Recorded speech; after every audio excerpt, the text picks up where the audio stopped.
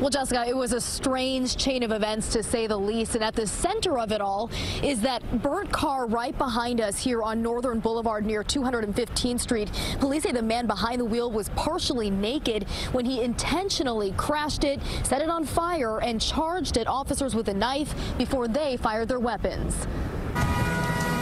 Flames and thick smoke shooting into the air from an SUV.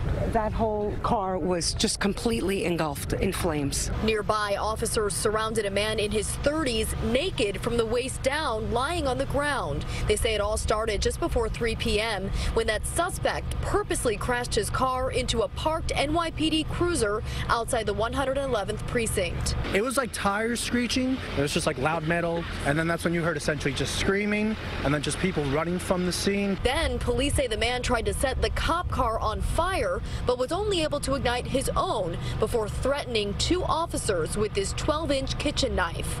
Right now, it's unclear where the blood on it came from, but investigators tell us no one was stabbed.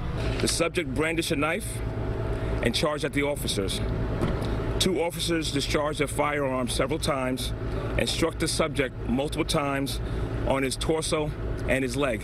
Police say the cops fired 8 rounds in total. I just heard the sound, so first time I just saw there was a gun.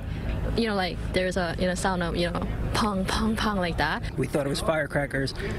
We turned around, we saw gun smoke, and we saw everybody saying run or whatever, so we just fled. A scene so chaotic, the FDNY over the radio urging emergency responders to be very careful.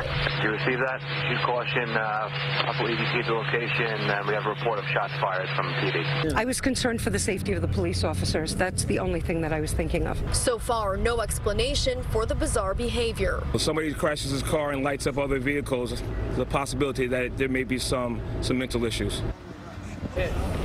And those 2 officers were not injured, but they were taken to the hospital for evaluation. As for the suspect, he is also recovering in the hospital in stable condition.